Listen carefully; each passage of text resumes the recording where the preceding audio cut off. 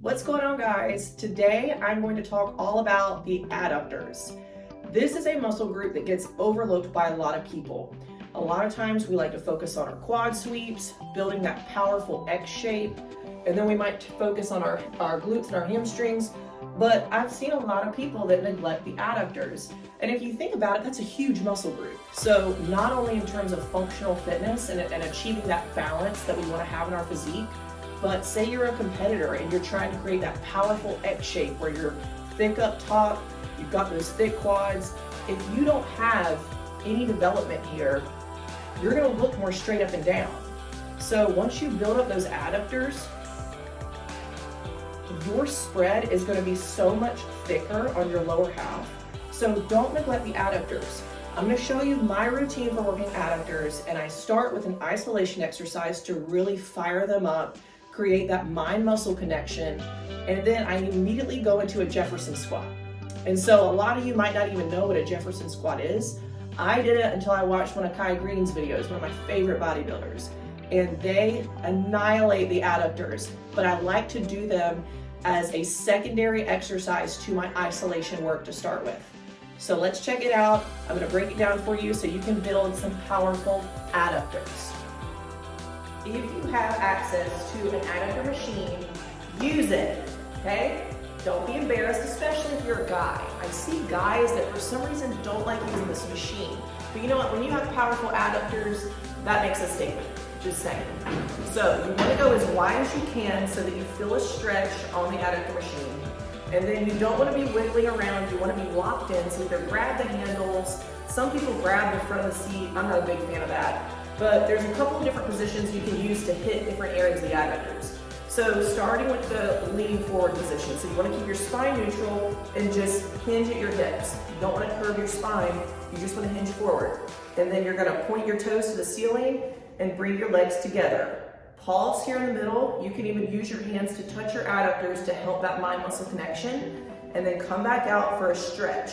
Pause, go back together, squeeze. So you're gonna do this until you feel really fatigued. Then once you do, crank out 8 more. And they can be ugly at the end, but just crank them out. Adductors respond well to high reps. So really try to drag the sets out on your isolation work. Then the second way you can do it is sitting straight up. This is gonna hit it different. Again, you can flex your toes, or if you wanna get crazy, you can point them and see how it feels. But you're gonna hit the muscle more in the medial position when you're sitting straight up. Same thing applies. Pause in the middle, get a stretch on the outside. And then the last way, which in my opinion is the most painful way, is seated all the way back. This, to me, hits the top of the adductors. Same thing, stay really locked in, don't be shifting around on the seat. Now, I will say some of this has to do with anatomy. So taller people are gonna wanna hit it a little different than shorter people. That's just the way the body is. So being able to target the lengthened and the shortened position of the muscle doesn't just depend on your situation in the chair, it also depends on your anatomy. So this is an exercise you really want to play with, but you want to have a very intense pump. You want to get borderline fatigued by the time you're finished with your set here. And then I'm going to show you a secondary exercise you can do if you don't have an adductor machine. That's okay. You can do Copenhagen planks, which I'll go ahead and show you.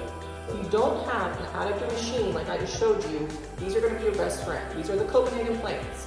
You can use a bench, you can even use a chair. So maybe if you're doing this workout from home, you don't have fancy gym equipment, I've done these before using a chair, so that's possible. But you're going to want to lay your bench or your chair right here so that you're positioned with one leg going underneath, and we're going to put one leg on top. I also like to put a yoga mat underneath just for comfort.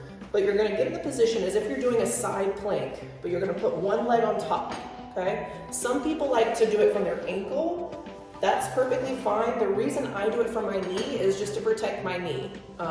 So you can do whatever feels more comfortable, but you're gonna lay like you're in a side plank position.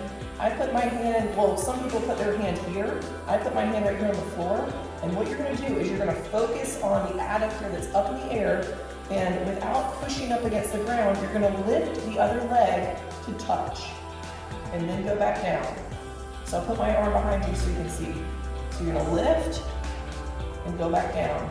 Lift, and go back down. And again, you want your mind to be right here on this adductor to do the work.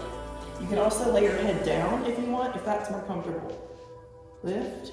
You want to make sure your hip is off the ground. I've got some space between the ground and my head. And relax. Lift and relax. And I believe you me, it's not going to take long for you to feel these. So if you can get to at least 12 reps, that's good. But be writing down your numbers. Know how far you're getting, so that way when you come back to this same workout, you'll beat that number. So sort of a progressive overload style training. So once you do these, or the adductor machine, you don't need to do both. Choose one or the other. That's when you're going to move into the Jefferson squats, which I'm going to show you right now. Now for the fun part. So you want to choose an area in your gym where you have plenty of floor space. You want to be able to spread your legs pretty wide, just like I can here. You also want to be on the flat ground. I like to use flat tennis shoes as well. So running shoes, I'm not a big fan of on any form of squats. So try to choose some flat shoes so you can really open up your toes and ground on the floor. Now pay close attention to my foot position on these, okay? So what I'm going to do is you're going to alternate. So let's start with one side and I'll show you the other. Let's start from the ground and we'll work our way up. So let's pay attention to this leg, which is going to be the leg that I start forward with. So I only have this foot about 3 inches in front of this foot, but they're spread wide. So again, this leg is 3 inches ahead of this leg. With both of them spreading wide, my hips are staying straight forward. Now let's focus on the toes. So my front foot, I'm going to take my toes and I'm going to point them to the corner at about 10 o'clock. The toes on my back leg, I'm going to point directly to the wall beside me, right here at 3 o'clock. So front leg, toes at 10 o'clock, back leg, toes at 3 o'clock. So remember that position, rewind this video if you need to. Next step, you're going to have a bar held between your legs. So for the purpose of this video, I've chosen a very light bar. And I will go ahead and tell you, it does not take a lot of weight on these. It doesn't take much weight at all. So don't load it up, especially if you're just starting these. So what you're gonna do, I've got my toes positioned, I've got my feet wide. Make sure your knees go over your toes as you let the weight down, keeping your spine straight up, nice and neutral. And then you're gonna come to the top and squeeze your glutes. So really tuck your glutes, thrust your hips forward, keep your mind on your adductors. Go back down, knees following the toes, coming back up, squeeze the adductors together. And remember to keep your spine straight. And you want to keep the bar pretty much as straight as you can. You don't need it to be this way. A lot of people have it, to where they're ending this way, but you really want it to be pretty much, straight from left to right, so to speak. So just keep following your knees over your toes, squeeze your adductors. And I guarantee you, if you do these immediately following one of the exercises that I just showed you before, they are going to burn. So try to get as many high reps as you can, don't go super heavy on these. And then you're gonna switch.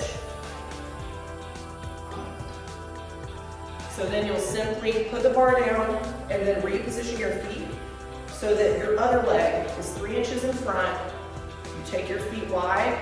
Now I've got my front leg, the other leg, facing over here at about 2 o'clock. And then I've got my back leg, again, facing right here at 9 o'clock. So I come down, straighten my spine, and lift the weight up. Squeeze the adductors. You might notice a big difference from one side to the other, and that's okay. But I suggest using a mirror so that way you can look and correct any imbalances. So for instance, right now, I can feel that my right side is wanting to pull right here. So it's probably a little tightness, maybe in, I would say probably like my right hip flexor.